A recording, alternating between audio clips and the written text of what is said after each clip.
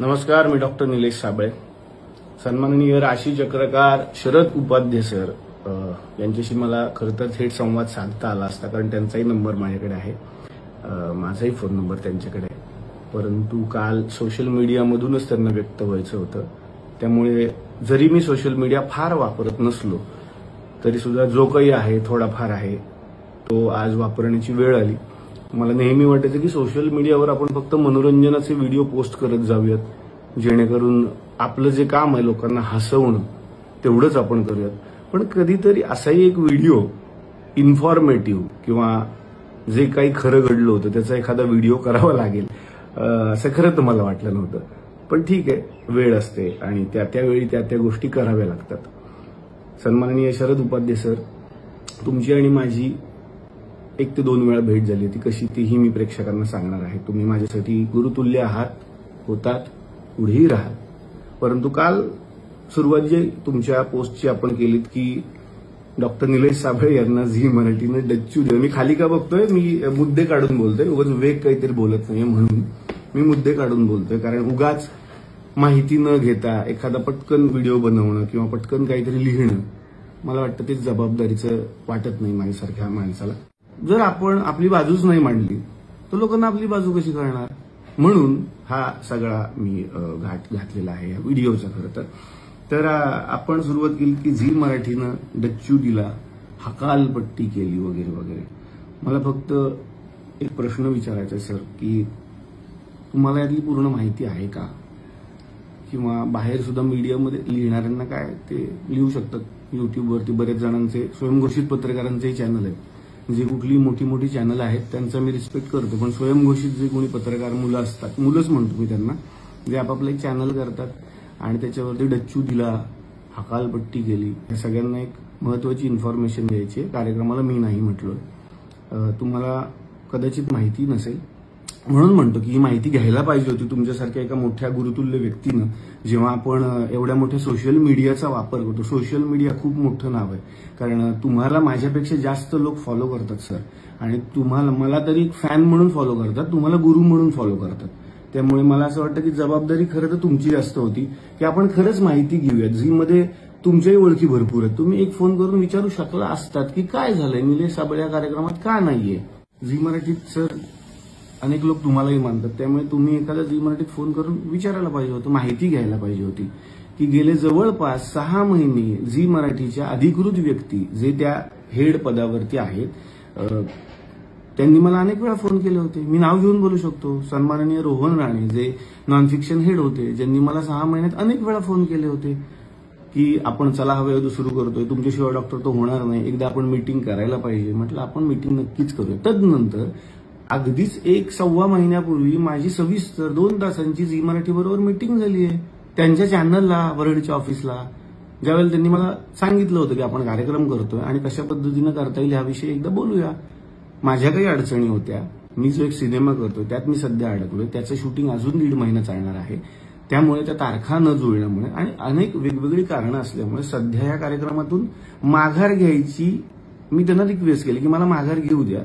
याचा अर्थ असा होत नाही की मला कार्यक्रम करायचा नव्हता, मी नकार दिला. मी पुन्हा एकदा क्लिअर करतो, पण मी स्वतःहून या कार्यक्रमातून बाहेर पडलोय. मी स्वतःच म्हणालोय की मला कार्यक्रमात आत्ता तरी भाग घ्यायचा नाहीये.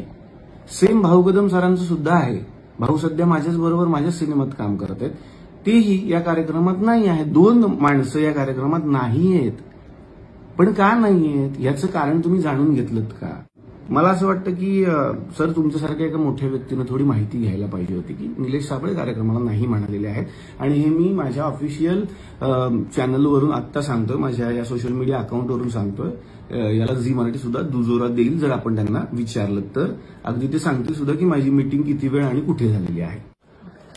मला त्यानंतर बोलायचंय, तुम्ही जे म्हणालात की निलेश साबळे यांच्या सेटवरती माझा अपमान झाला किंवा थेट आता तो मीच केलाय असं तुमचं म्हणणं आहे, म्हणून मला ते जरा सगळ्यांच्या समोर मांडायचं होतं की 2014 ते 2015च्या मध्ये हा एपिसोड शूट झालेला आहे, जेव्हा कार्यक्रम नवा होता.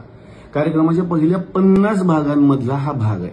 त्यामुळे ते जे वाक्य आहे की 10 वर्ष झाली डोक्यात हवा गेली होती, तर वाक्यात मग पुन्हा प्रॉब्लेम होतोय, कारण 50च एपिसोड झालेले आहेत आणि तुम्ही म्हणता तेव्हा ही घटना घडली. तर तेव्हा हवा गेली होती कदाचित. मग 10 वर्ष झाल्यावर हवा डोक्यात गेली, ही वाक्यच वेगळी वाटतात मला सरळ सरळ. पहिल्या 50 भागातच चला माझ्या डोक्यात हवा गेली असेल असं तुमचं म्हणणं आहे. पण मला एवढं सांगायचं की तुम्ही ज्या ज्या गोष्टींची माहिती सोशल मीडियातून समोर आणली ती म्हणजे मला सेटवरती बोलावलं, मला पाणीही विचारण्यात आलं नाही.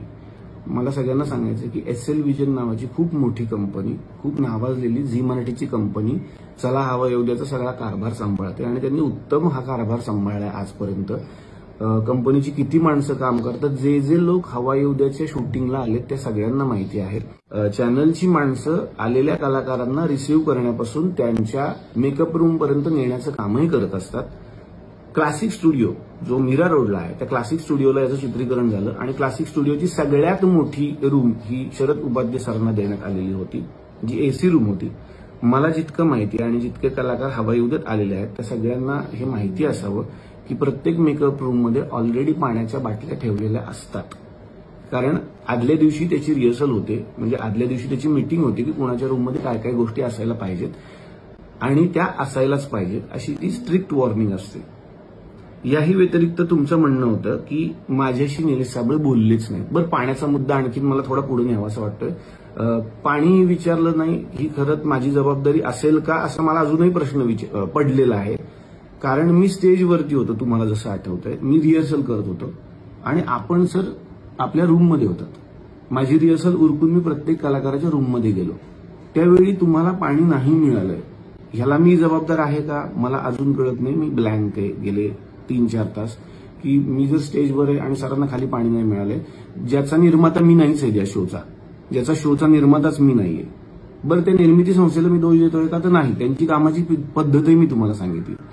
तरीही पाणी न देणं हा अपमान मी कसा केला मला माहिती नाही. त्यानंतर दुसरा एक मुद्दा आहे, तुम्ही म्हणताय की स्टेजवरती जाताना निलेश साबळेंनी मला स्माईलही नाही दिली.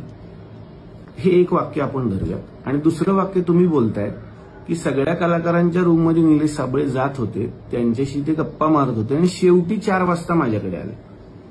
4 वाजता मी तुमच्याकडे आलोय तुमच्या म्हणण्याप्रमाणे, म्हणजे तुमचा माझा काहीतरी तुमच्या रूममध्ये संवाद झालाय.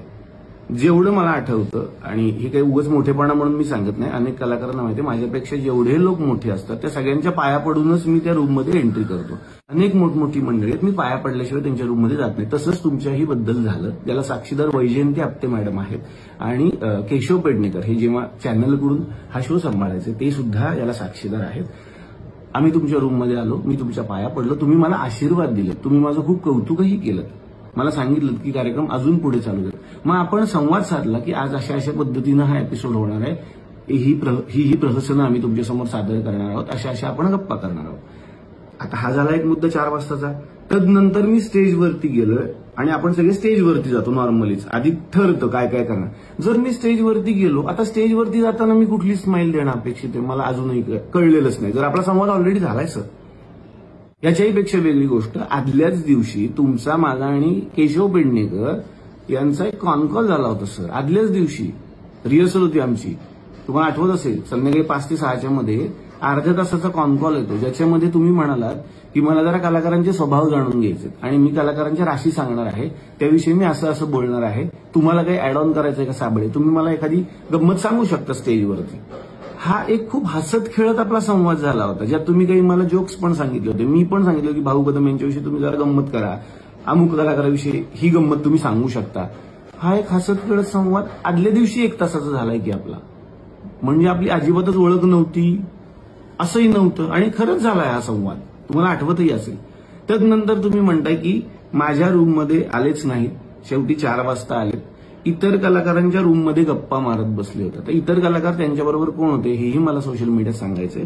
इतर कलाकार म्हणजे त्या एपिसोडमध्ये होते मंगलगाणी दंगलगाणी मेरी आवाज सुनो, आवाज की दुनिया याचे संस्थापक आणि खूप मोठे व्यक्तिमत्व अशोक खांडे सर, आणि दुसऱ्या रूममध्ये होते बोलक्या बाहुलीकार रामदास पाध्ये सर. मी यांच्या रूममध्ये गेलो होतो आणि मी गप्पा नव्हतो मारत, कारण साधारणपणे त्यांचं वय आणि माझं वय याच्यात खूप फरक आहे.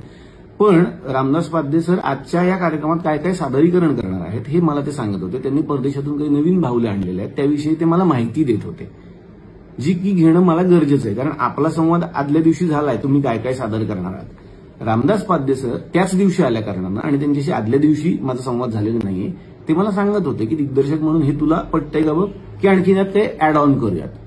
सेम अशोक खंडे सरांनी त्यांचा एक मोठा ताफा आणलेला होता, जे की गाणार होते, नृत्य करणार होते आणि ते रात्री शूटिंग वेगळं होणार होतं आपल्या गप्पांनंतर. तर ते सांगत होते कुठली कुठली गाणी आपण यामध्ये घेऊ शकतो, कुठल्या कुठल्या गोष्टी आपण सादर करू शकतो. साधारणपणे सर, जेव्हा दिग्दर्शकीय धुरा सांभाळायची असते, प्रत्येकाला माझ्या पद्धतीने वेळ देणं जेवढा शक्य होता, गरजेचा होता, तेवढा मी आतापर्यंत हवा एवढं दिलेला आहे. त्यानंतर एक महत्वाचा मुद्दा तुम्ही लिहिलाय की कार्यक्रमात 15 मिनिटातच भराभर माझं काम उरकण्यात आलं.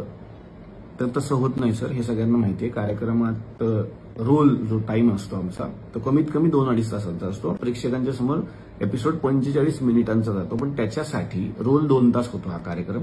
आणि अगदीच हे सिद्धच करायचं झालं तर झी मराठीशी तुम्ही संवाद साधू शकता की त्या दिवशी कार्यक्रम किती वेळ रोल झाला होता. 2 तास हा रोल होतो. आणि जे लोक कार्यक्रमात आलेले आहेत त्या सगळ्यांना माहिती, प्रेक्षक म्हणून जे लोक आले त्यांनाही माहिती आहे की कार्यक्रम किती वेळ रोल होतो. सर, प्रत्येक कलाकाराला आपापला मुद्दा मांडण्यासाठी आणि आपली कला सादर करण्यासाठी भरपूर वेळ कार्यक्रमात दिला जातो.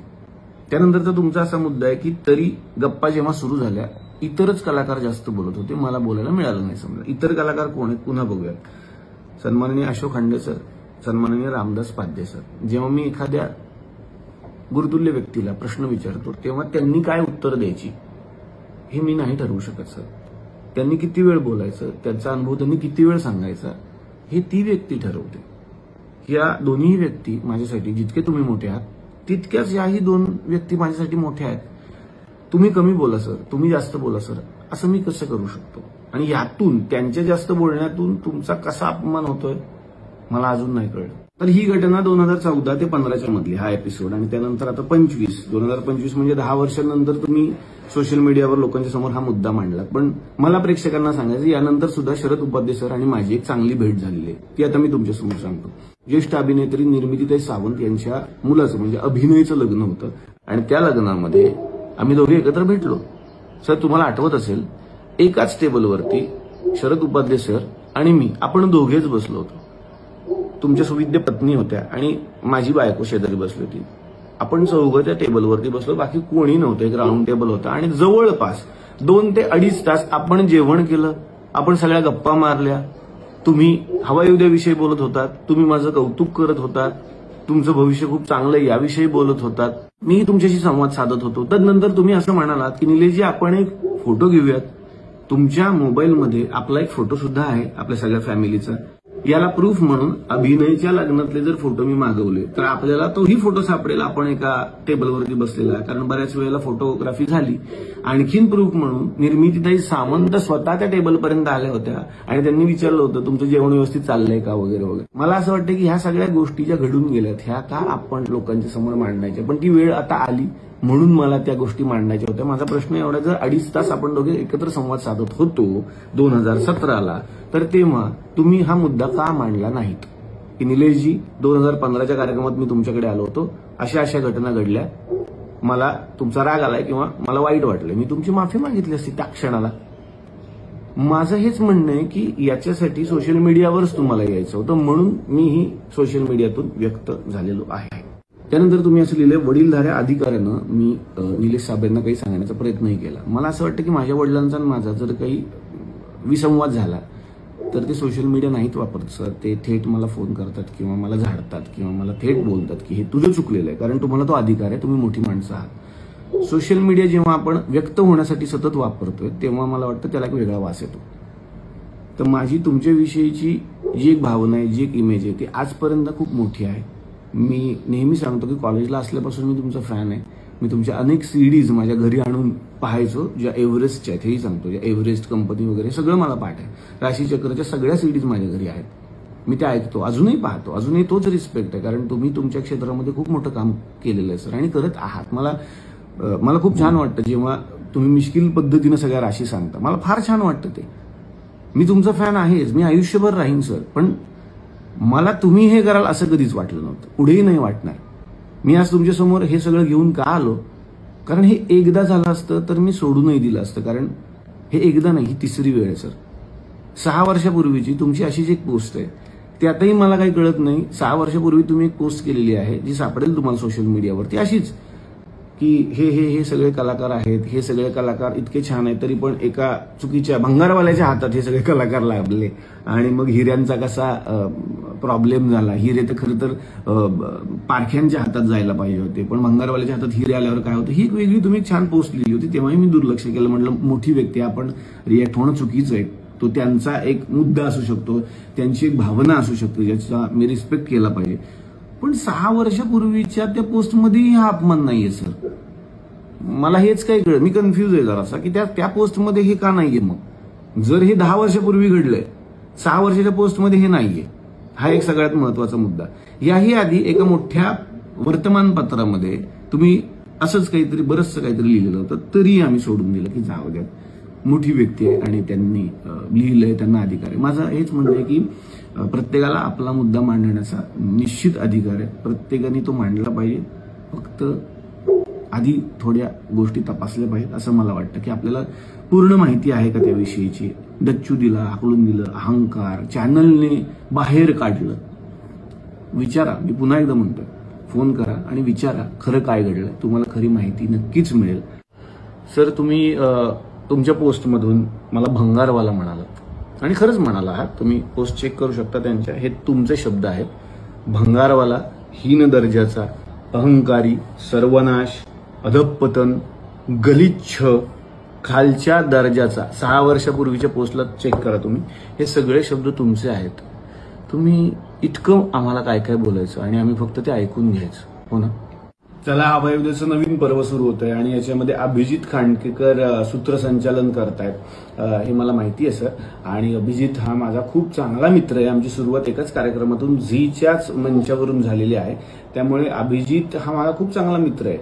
हा चांगला, तो चांगला, हे सगळं वातावरण आपल्याला करायचंच नाही. अभिजित हा माझ्याहीपेक्षा चांगला अँकर आहे आणि त्याला माझ्या सल्ल्याची अजिबात कधीच गरज नाही असं मला वाटतं. आमची खूप उत्तम मैत्री आणि ती पुढेही राहील.